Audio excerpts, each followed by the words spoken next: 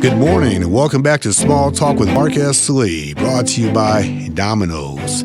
Well, I hope you're sitting back and enjoying the conversation this morning in the Motor City, Detroit, my hometown, as I always like to say. And if you are reading your free press, your iPad, the iPhone, whatever you're doing, I hope you're just enjoying the conversation with our next guest. He is no stranger to Small Talk. This guy is dynamic. My man is making changes in Detroit. He's getting a lot of publicity, doing a lot of wonderful things in the neighborhoods where we're trying to redevelop this great city. His name is Mr. Chris Lambert of Life Remodeled. As I recall, you're from Los Angeles? I am from a small town in Indiana. Indiana, all right. But I spent 3 years out in L.A. That's what it was. All right, so we got the big L.A. connection coming to the Motor City. I'm going to have him share that story. And we also have another guest, Tracy Perry. But before we proceed, and by the way, Tracy, how you doing? Hello, Mark. Good. Glad to have you. We have a very special guest who's excited to be here, and you are? My name is Levi, and I'm 6, and I'm from Detroit. Levi, and you're 6, and you're from Detroit. And who is your dad? Christopher. Christopher, all right. Are you proud that he's on the radio? Yes. And this is your first time on radio? Yes. And I'm so pleased to say he came and got a tour this morning, Doug. Mm-hmm. And it was so cool to see his face just light up. Yep. Well, you know what? Welcome. We're so glad to have you. Yes, I love it here. All right. Let's go back over. I just love that. Let's go back over to Chris. Chris, like I said in the opening, you're doing some dynamite things in the Motor City, and you have a new project that you've been working on. What is it? Yeah, so every year, as you know, Mark, we go to a different neighborhood in Detroit, and we are now on the northeast side in a neighborhood called Denby. Denby. So every neighborhood's unique, has its own story, its strengths, its struggles. And in Denby, there's an amazing thing happening in the school where the kids actually do a capstone project. Mm-hmm. And the capstone project is where they need to identify a real need in Detroit, come up with a project that would meet that need, and then defend it. Okay. And so out of all the capstone projects the students have done since 2013, one of them has really risen to the top, and the community's rallied behind it. And that's what we're coming alongside to make happen this year. So the first two projects, which were what? The first two, so in 2014, we were in Cody. And we remodeled the school and the houses and the neighborhood, 300 and some blocks in 6 days. And we did a similar project last year in Osborne, also on the east side, remodeling Osborne High School, remodeling homes, and beautifying the neighborhood. But this year, we're not remodeling a school. We're building a $1.5 million park next to the school, designed by the students. Because the students said, here's our biggest problem. We don't have anywhere we can just be kids, have fun, and be safe at the same time. And that's what this park's all about. It's addressing safety, creating a fun space for the kids to play, and it's going to be quite an exciting project. And you brought with you this morning a very special guest this morning. Why don't you do the honors of introducing him and how he's helping you? So I think the thing that's always the most exciting about any community we work in is the people. I mean, I know that's what it's all about. And so I'm really excited that Tracy Perry's here with us this morning. Tracy is a retired police officer. He served our city well as a cop, and now he's serving his community well as a leader in the neighborhood. Tracy, welcome. Thank you. Good. How many years? Well, absolutely. How many years were you on the force? Over 25 years. When did you retire, if I could ask? I retired in 2012. So let me just say this, and I want to thank all of the people who serve this city. Not just the city, but the country, all of our military, our first responders. I have the utmost respect for Detroit police officers, and certainly what James Craig is doing in terms of under his leadership. But I just want to say to you, as a public servant for this city for 25 plus years, we thank you. Thank you. Absolutely. And I just think, Doak, it's important that we give the proper due and proper recognition. Exactly. You know? And before, I want to make one other comment. A couple weeks ago, we had on Detroit Pal. And I told this story. I went to Old Tiger Stadium, and Tim Ritchie invited me to come, who's the president and CEO. And I made a comment. It was so cool to see the police and the kids just interacting and having fun. And that affection went both ways, and it was real. Yeah. And that's why I'm glad you're here, Tracy, because you're involved in helping Chris? And what is your role in your capacity as part of the Denby project? Well, I'm a community leader in the Denby area. And since I've retired in 2012, I've been actively bringing our community people, the neighbors together, and trying to cause us to have a strength in numbers. I recognize that there's strength in numbers. We need to organize. We need to come together and to do the things that are necessary to stabilize our community and bring it back to where it once was. Yeah. And one of those areas that we have, Chris, is this thing called blight. We all know that we've read about the problems in Detroit. It's just, and other cities have the same problem, but we certainly know it's extensive here. So what Tracy's getting involved in has something to do with that whole blight situation as well, right? Yeah, there's no city that has a bigger blight problem than Detroit. And blight, it really negatively affects our city, I think, in two predominant ways. One, it dramatically impacts your identity. As a child, as an adult, as a senior citizen, you shouldn't have to look at that mess, abandoned homes and trash that's piled up, because there's so much of that illegal dumping actually comes from outside the city of Detroit, where people know they can get away with it, and overgrown weeds.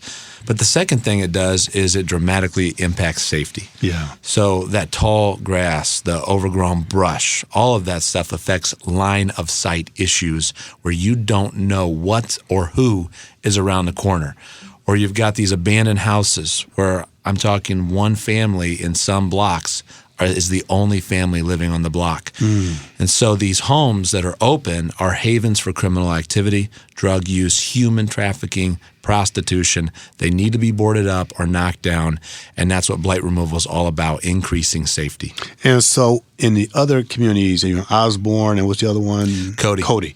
When you started, I think some of those homes were boarded up as well, right? Yes. So you and I had a conversation recently. What happens when blight gets somewhat under control as it relates to crime and whatnot? Right. We board up over 400 in a week with 10,000 people. And in Cody, 1 year after the project, we looked at the crime statistics, and crime decreased in 10 out of 11 categories, including a 47% reduction in homicides. So blight removal plays a pretty big impact on safety. So Tracy, back over to you in your role over in the Denby area. How do you, as you're working with Chris, and how do you ensure that the people have the proper level of support in terms of working with them and ensuring that they're certainly engaged in the process? Well, I work with the Alliance. We come together. The Detroit Alliance. The Alliance. Oh, the Alliance. I got you. Yeah, the Alliance.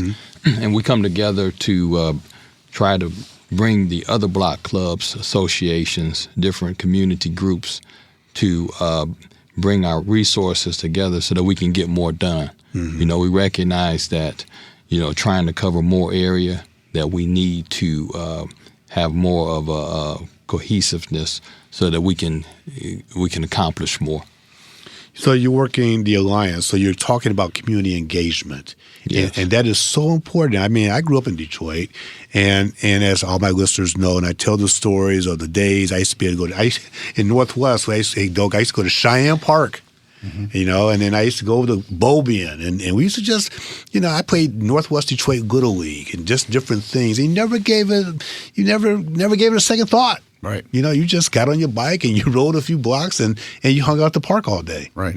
And I think with what Chris and what Tracy are trying to do is continuing, continuing to reinvest in the community and invest in safety and security so we can get back to the days where people have things to do. And I'm so pleased to hear that the young people are designing the park. I think that's brilliant. Yeah, that's what it's all about. Is we don't serve Detroit neighborhoods as Life Remodeled. We serve with Detroit neighborhoods.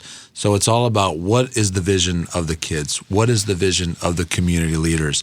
And I love what the Denby Neighborhood Alliance and Tracy Perry have been saying. They've been saying, we're really excited about this 6-day project, but they're even more excited about Sunday because we work Monday through Saturday. And what they're doing right now is planning for Sunday and the days to come to sustain the work.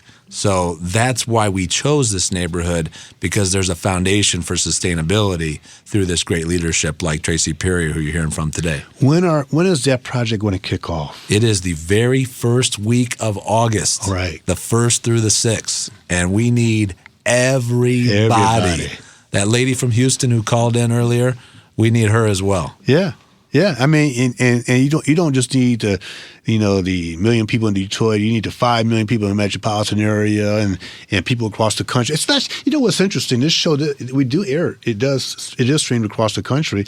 Detroit, this time of year, we get a lot of family reunions. A lot of people coming back in for the weekend. You said their first week in August. Yes. And usually in the first week in August, though, you have a lot of family reunions down there in Belle Isle. I got one. Okay. Not in Belle Isle, but I got one. So I'm encouraging all my people listening to call their friends to come out and help. And they can have them at the new park. I mean, Belle Isle's beautiful, but it's not going to have anything on this $1.5 million park we're building. So we expect to be done with it right then and there at that project week.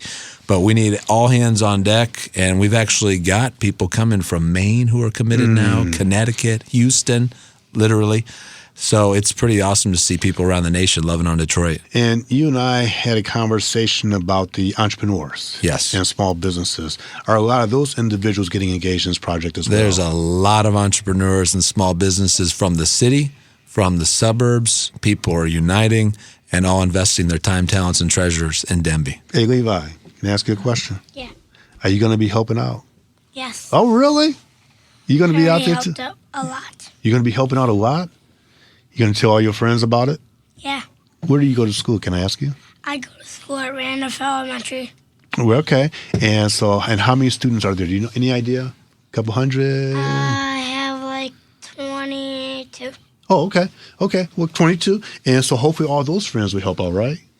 Yes. So you're a leader, and that's what we need. You're a role model for the young people. I already told my teacher about Life Remodeled, and I'm telling a lot of people about Life Remodeled. And he knows where to tell them to sign up. Levi, where do they sign up? Where do they sign up, Levi? LifeRemodeled.com. LifeRemodel.com.